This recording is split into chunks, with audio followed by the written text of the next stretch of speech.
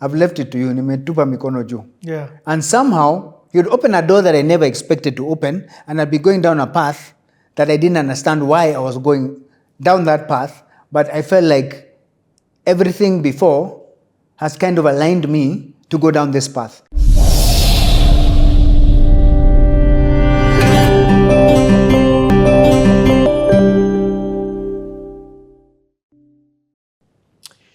You never truly know people until you take the time out to get to know people. First of all, tumekula, got the energy back into our bodies so we can do another 6 hours.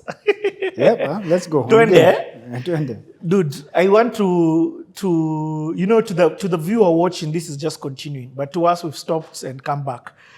But that's insane. We're having an off-camera conversation where you're saying you've been made the board chair of a company that you didn't even know 7 days ago. Yes, yes. That's how it happened. That's funny. Okay, but we'll come back to this conversation. Where you are career-wise. So your life has two parallels happening. There is your career and all these things that you're doing, and then there's your purpose. And I'm not saying that your career and your purpose don't connect. They definitely do, but there is a convergence point that we're trying to get them to. And to be honest, I feel like, so the first time career, or in terms of this YALI thing, they've moved you from business energy to social impact. Yes, so to civil society. Yes. Civil society. Yes. Okay, so continue down with that path. But where you are, you've been accepted, and you're meeting guys, and guys are telling you Allah? Yeah. So next step was... Paul, one last one. You get your story as too much God. The things that you want, it's like they are being blocked in a very crazy way. Yes. But there's also things that are opening up so easily for you. Yes. I feel like a lot of the time I was pushing and looking for something. I didn't know what exactly it was I was looking for. But I knew that there was a purpose to my life, and I needed to find that purpose. I started reading a lot also at that time. I remember when I was sick, I read all the Harry Potter books in like a week and something. You know, those books are fat. Yeah. Because there was nothing else I was doing. Wow. So I started reading books. Like The Purpose-Driven Life. Rick Warren. Pardon? Rick Warren. Yes, Rick Warren. There's this other story from Ben Carson about how he became a surgeon. There's this other story from It's All About the Bike by Lance Armstrong. So I was trying to connect with people who have gone through the journey and taken it to another level. Wow. So Lance Armstrong's books actually really inspired me. The first one I think is It's Not About the Bike, then there's two others that come after it. Lance Armstrong is the biker who had a battle with cancer, if I'm not wrong. He actually had cancer, yes, beat cancer, and went on to win the Tour de France, I don't know how many times. Multiple times, yeah. Yes. Wow. Yeah. So these are the things now I'm trying to read, because I'm like, okay, this guy found purpose in something. He's gone through cancer. What can I learn from him? Before that, it was Ben Carson, and I actually watched a movie about him, and it's about a boy, a young black American boy who ended up being one of the most acclaimed surgeons in the US. Yeah, he did the heart surgeon. Pardon? Heart transfer. Yes. He did the first. Yes. He was a heart surgeon. So these are the stories that I was starting to read, and they were starting to inspire me. And I'm like, I still feel like there's something bigger. Wow. And every time I would try to push something really hard, it's like I feel like God was closing all the doors I was trying to knock on. But sometimes when you just surrender and you're like, you know what? It's you. Me, I've tried this. I've left it to you. Nimetupa mikono juu. Yeah. And somehow, you'd open a door that I never expected to open, and I'd be going down a path that I didn't understand why I was going down that path, but I felt like everything before has kind of aligned me to go down this path. Yeah. I don't know where the road is going. I just know that somehow, all these events and incidents in my life have pointed me towards going down that road. And I could always tell that God was behind it. I was very frustrated because I was like, why don't you just show me the end of the road so I know where I'm supposed to be going so I can at least plan. But God is like, no, I'll take you there. You're not ready for me to reveal the next level yet. I'll show you this bit. When you've gone through this, I'll open up the next door. When you've gone through this, when you've learned this, when you've matured in this area, I'll open up the next door. So it's almost like God was like, slow down.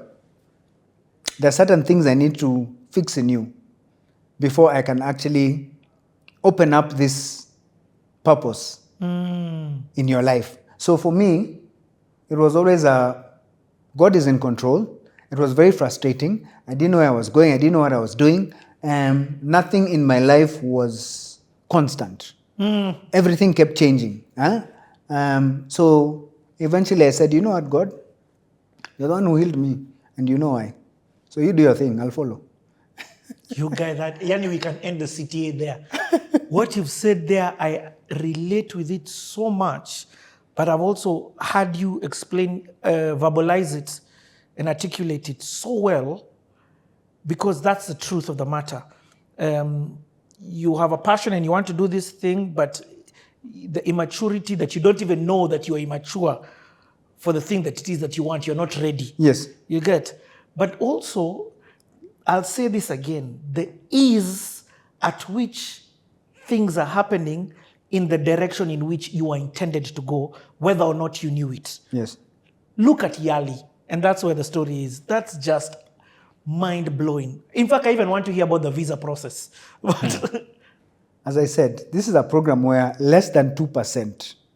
That year they took 1,000 Africans to the US. Less than 2% of the people who applied got into that 1,000. And I was one of those. Apply, you were applied for. Applied for, yes. So I'm there. I've gotten this thing. And I'm like, okay. Barack Obama, first black president.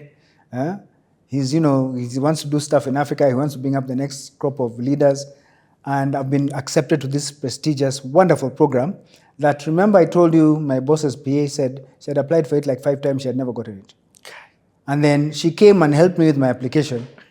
She did. I think she did more than 50% of the work.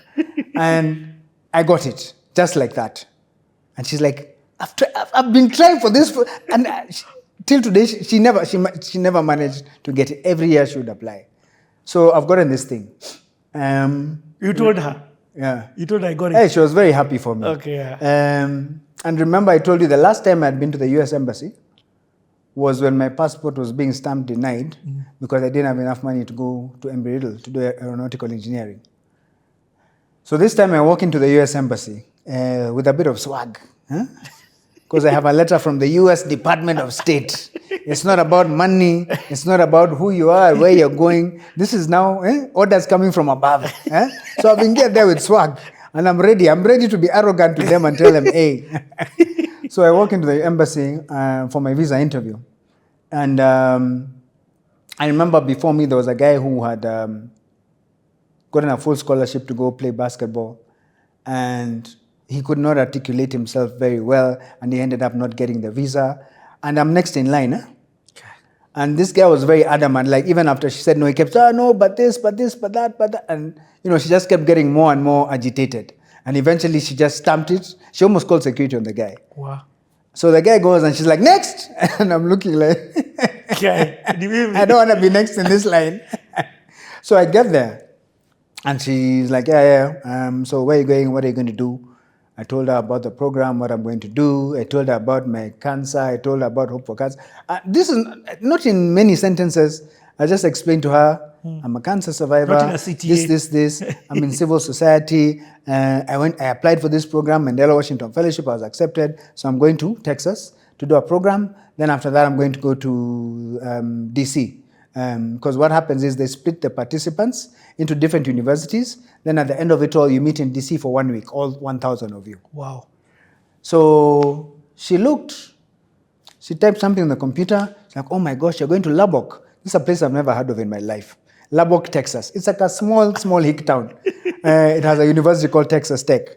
And she's like, oh my gosh, my cousin is in Texas. When you get to Lubbock, please look him up. She's giving me her number. This is the chick at the embassy. So I'm like, hey, enjoy, eh? Things have changed. Eh?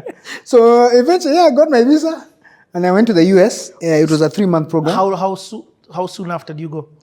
I think less than a month after I got my visa. Oh, and are they paying everything? Have they? They're paying for everything. Flights, transport, accommodation, meals. So basically, whichever uni you're going to, they're responsible for you. Yeah. So Texas Tech met us at the airport, took us to the uni, housed us on the student campus. Yeah. It was summer, so they actually blocked off one whole block for the Mandela Washington Fellows. Before I even went to Texas Tech, because of my hearing issue, they called me later before I left, and they said, there's a program we really want you to go to for deaf and hard of hearing people. So there's a university in DC called Gallaudet University. It's one of the best deaf and hard of hearing universities. And they wanted to immerse us into American Sign Language. At this point, I don't do sign language, but I'm having a problem hearing. So I go there. There were like 6 fellows that year who were deaf or hard of hearing, and we all went to that uni. And for the first time in my life, I became the outsider. You know, usually the deaf person is the one who can't communicate with everyone. Yeah. There, everyone, including the lecturers, were deaf, and I'm the one who talks and then understands sign language. So that was about a week. It was such an interesting experience, and I started to appreciate the deaf community out there. Wow. Those guys are doing things, they are smart, and it's sad that they don't have as much opportunity as they deserve. Here in Kenya, for example, do you think that even in university that people who are deaf are provided with interpreters? Nothing. So the minute you're deaf, it becomes a hindrance to your growth. Wow. Or to your success. But there, the environment is so different, and these guys are so empowered, and they're doing big things. So I went to Gallaudet for about a week. Did you go there first? Yes, I went there first. That was my first. So I went to DC. No, but hold on. Hey, you know, it's one. Hey, Sido, this is big. It's one thing for you to have this cancer conversation and advocacy that you are going to do, but a side effect is the hearing. Yes. And a side effect is thrusting you into a whole other world. Exactly. That was not part of this world. That I didn't even know existed. You get what I mean? Yes. So it's now you're entering disability is not inability. Yes. You're entering the abled. In fact, I think the word they use now is able challenged. Yes. Or something like that. They use something abled. Yes. The word is there on the screen, just to because I want to get it right. But you enter in that world. This was not the plan. Yes. It was not my plan. It just happened, and I felt like God was like, these guys also. This is a community that has been really, really marginalized. And are you in denial? Okay, but now, not only are you going through the same motions, there's something that you said that you passed through, that the hearing is going to get worse over time. Yes. All the way until it goes. Meaning that sometime in your life, God forbid, but just according to what the doctor said, and which is something that they never say, but this one they said, that one time you will not have hearing. Yes. That's what the doctors say. I have other plans. I have other plans, but they expect my hearing to deteriorate completely throughout the course of my life. Even with my hearing aids, every couple of years, I have to do a slight upgrade. Oh. But I wouldn't say it has been a gradual. It's like I'm okay for a while, then all of a sudden, hey, I go in, oh, this, that, oh, now we need a more powerful hearing aid. So, and I said I'm a good candidate for a cochlear implant, which is where you hear through bone conduction. They literally drill something in your skull and put something there, and then connect it to a device, And then you're not hearing the way other people are hearing. It's the bone conduction that's picking up the sounds and interpreting that for your ears. So you almost have to learn how to hear again. And then it's very invasive and very expensive.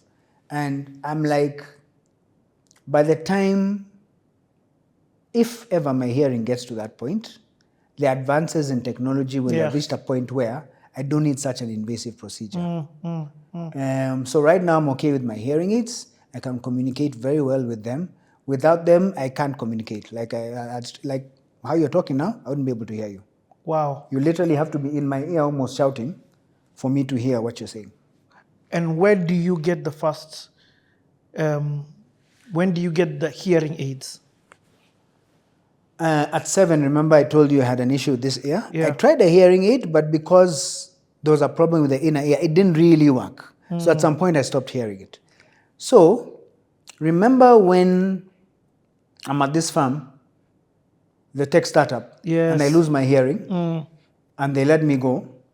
I had ordered the hearing aid, but it was going to take like 2 or 3 weeks to come from Germany. Yes. So when I went for the YALI interview, the Mandela Washington Fellowship interview, I didn't have hearing aids.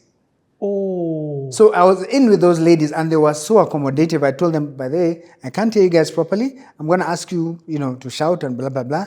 And they were so accommodative. They're like, it's okay, that's okay. If you need anything, if you want me to repeat myself, just let me know. And they were so accommodating. And that's the first time I was like, oh, wow. People can be like this. So they interviewed me.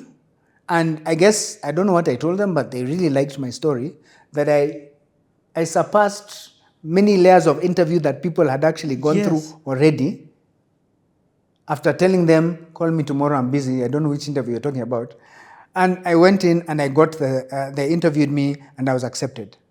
All of a sudden, we were being called to Ambassador Godek's house for a party because he's celebrating us. He threw us a send-off party. Yeah. So you're being invited to the US ambassador's house in Gigiri, his residence, for a send-off party. I still have a picture with him to this day. So so it was mind-blowing actually. But the accommodation is so crazy. This is okay. I didn't see us go, and this was the beauty of flowing. I didn't see us going like this. On one end, you're being let go because of the challenges that hearing is bringing. And on the same day that I get my termination letter is when I got the acceptance letter, email from the US Department of State. Same day, within the same 24 hours, the same afternoon actually. And this letter, this is the level of difference, disparity, just contrast. Yeah. One side you're being let go because of the pressures of work and everything, and granted, there's challenges because of your hearing, not because of your inability to do the work. Yes. Please, let's be clear. Then on this other end, you're meeting people who are so accommodative. They even say, by the way, we think you should go to Washington. Yes. Before you go so I went a week, was it a week or 2 weeks earlier? All to be immersed in that program for the deaf and hard of hearing before now the Mandela Washington Fellowship started. That's just crazy. This is crazy. So the first time though that you got hearing aids was? In 2017. Oh my God, it's now. It's this YALI time. Yes, 2017. Okay. So I go to the US. So how is the first time, but you're going to the US and you're going to? Gallaudet. Before DC. Gallaudet, you're going to Washington. Yes. Gallaudet is in Washington, D.C. Oh, okay, sorry. Yes. Clearly you say I've not been there. So I go there and everyone obviously knows sign language. I've never, I've never learned anything to do with sign language. How will I communicate with these guys? One of the lecturers was, he was I think Ghanaian, and he could talk as well. But most of the people on campus, almost everyone, is non-speaking, non-hearing, sign language. So you guys are just doing this for you and you're like, yeah. You don't even know how to communicate. But they made things so easy in terms of teaching me American Sign Language. And I actually started to realize how these people communicate. It's mind-blowing. I'm actually in the process of trying. Okay, I've been trying for a couple of years to learn sign language. Yeah. Yes. Wow. So I was there for a week. Was it a week or two? I can't remember whether it was a week or 2 weeks. And we were taught American Sign Language, and it's all about expression. It's all about, if you can't communicate something, you don't have to finger spell it. You don't have to have the right sign, but I can explain to you what I'm saying. Like, for example, if I just did, you know what I'm saying? You know, it might not be the correct signs for "are you okay," but you know what I'm saying. Yeah. So it's just, how can you express yourself? So one of the things I remember, there was an exercise we did, and they were saying they would put out a word. It's almost like charades. Yes. They'd give you a word, and you're supposed to make these other guys explain it. That word. And yes. remember me, I don't know any sign language. I can't finger spell. I don't even know the signs, the real sign. So that actually showed me how creative these guys are. Oh, I get it. With their signing. So that was 2 weeks, and it was such an interesting experience. I'm still in touch with a lot of some of them till today. And after that is when now I went to Texas, Lubbock, Texas. Yeah. Okay. Yes. Let's transition to that. But I really wanted to bring in the point that this cancer survivor has come with other side effects. Yes. And thrust you into a whole other parallel world. Yes. Okay. So now you go. Just to add on that, even till today, I still have to have a bottle of water nearby. We just had lunch, and every bite I was taking, I had to sip something. Whoa, because my saliva glands have still not recovered 100%. They say they never really get back to normal. Wow. My taste buds are still slightly off. Now I can taste food, but they're still not 100%. So there are things you live with for the rest of your life. You adjust. Yeah, you just adjust. So you see, like something like that, I've never thought of what does life mean without saliva. You only realize that... Like if you give me nuts, like ground nuts or peanuts, I can't swallow them. I'll chew and chew and chew and chew, and there's not enough saliva being produced to help break them down and soften them. So I have to, have a sip of something to actually get them down. Otherwise I can choke. Yo, dude, the body is incredible. Yes. Things you don't appreciate. Appreciate your saliva. Bro, but it's a joke what you said, but it's such a profound statement. Appreciate your saliva. Yes. Wow. Oh, that one has hit me hard. Okay. Yeah, that's a huge one. So you go now to this institution. To Texas, yes. I was at Texas Tech. It's a student town. All 1,000 of you? Very big uni. Huh? All 1,000 of you? No. 500. We were broken down. How many were we at Texas Tech? We were about 20 to 30. Yeah, that's not many. I think each institution had, there are very many unis that are involved, and each takes a cohort. Okay. So my cohort went to Texas Tech to do civil society.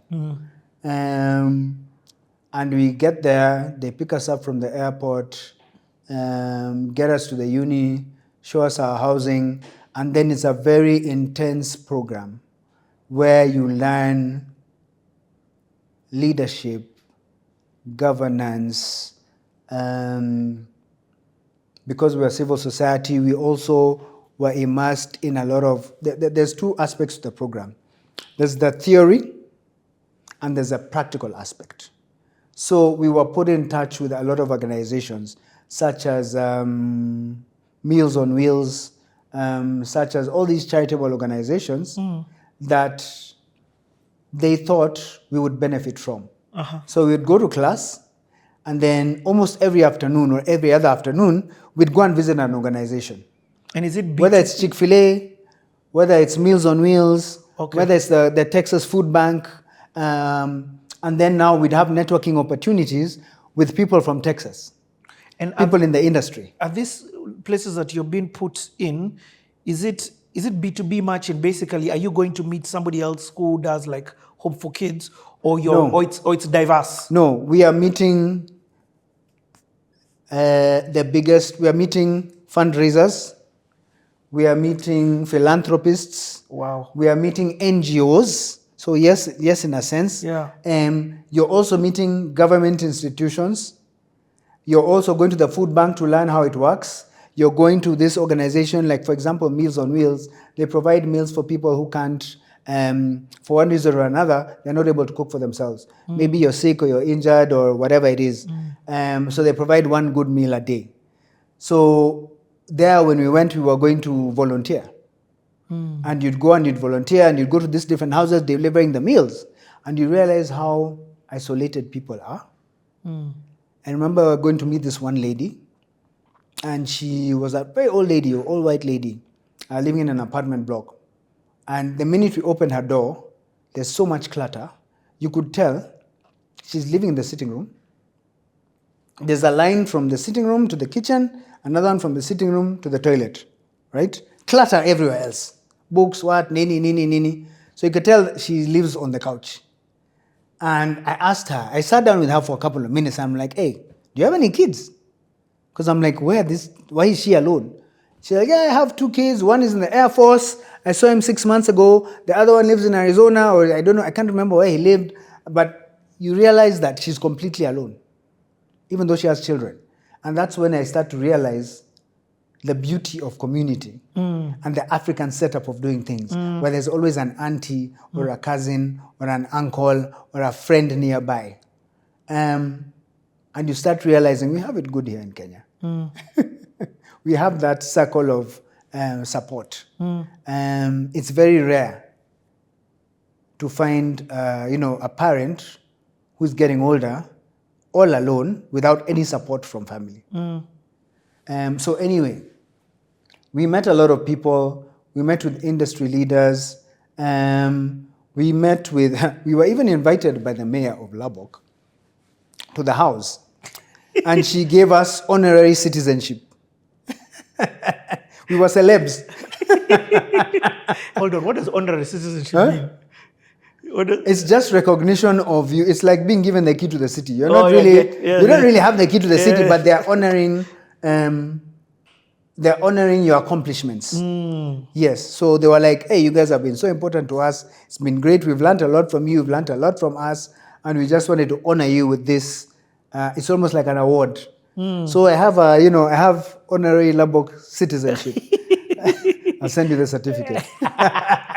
and then this thing, are you, in the cohort of 23 guys that you are you Kenyans or are you guys from across? Completely mixed. There was only one other Kenyan with me.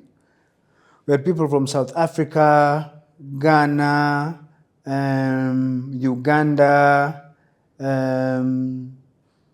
Nigeria, like literally all of it. It's just a mixture of people, leaders from Africa. Are you like, where am I? Huku ni wapi? Are you like in shock that, yeah, this wasn't how I saw my life going?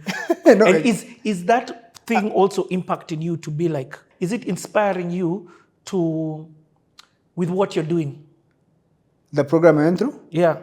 It helped open quite a few doors for me. Secondly, it elevated my thinking in what I was doing, because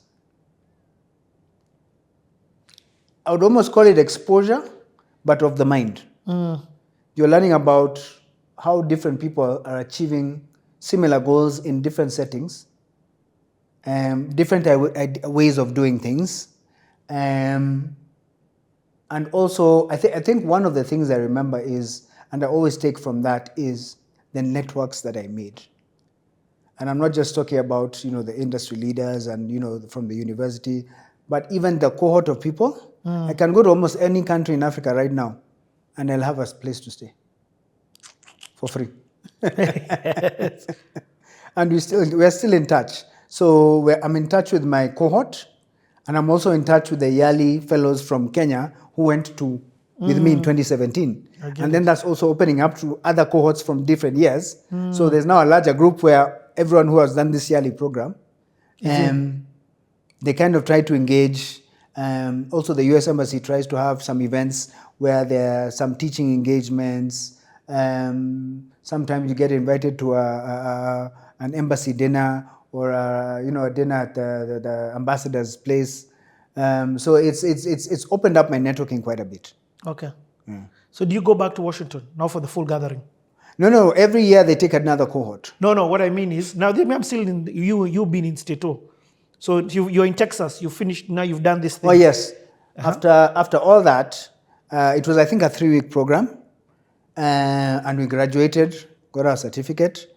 And then we went to DC. And now when all 1,000 of us who are the Mandela Washington Fellows 2017, we all grouped up in DC for like 3-4 days just to close off the event. Wow. Yeah. And how was that? It was interesting. I remember before we left, I kept trying to contact the Kenyan ambassador in DC to say, there's a group of Kenyans coming, this, that, we really like to see you. No response. And even while I was there, I kept trying to, we're going to be in DC, this, that, no response. The day we all went to DC, and it was pushed all over the media that these guys are here and this is happening and that is happening, the ambassador came to look for us. He came to look for us, he bought us lunch. He was like, you're like, okay, we've been trying to look for you all this time. But yeah, so just that's the kind of impact, elevating the kind of impact the program had, because before, who was I, as you know? But now you're being told by the State Department, hey, your guys are here doing this program on leadership, you're Kenyans. Where are you? So the first day, one ambassador, I think from Ethiopia, came to see his people, took them somewhere for lunch or whatever. The second day, another one came. But the third day, all the African ambassadors who are in DC, they were like, we have to see our people. Kenya. Did Obama come to like do a... No, he didn't. He didn't. Huh? I was a bit sad that he didn't come, but he's a busy man. Hey, he brought you there. He did his part. It's a rhetorical question, but it's still worth asking. Do you feel like it was impactful for you? The program? The program was very impactful because, as I said, it opened up my mind to different ways of thinking. It exposed me to different systems and practices. It took me very far along in my leadership journey. It opened me up to networks, both locally and internationally. And till today, I honestly feel that's the nudge I needed, the last nudge I needed before I could now fully immerse myself at Hope for Cancer Kids. Wow. Okay. So 3 months later, or how long was it the course? 3 months? It was about 3 months plus the 2 weeks before, plus the 2 weeks in DC. So I was in the US for quite a couple of months, about 4 months. Okay. And then I went to see my sisters-in-law in Florida for a week or two. Then I came back home. Okay. So how was that now? How was that coming home? What happens when you come home? Remember, I don't have a job. Ooh. Right? I forgot that bit. But I am so motivated at Hope for Cancer Kids, and I feel like I've been given the right tools to be able to take this organization to the next level.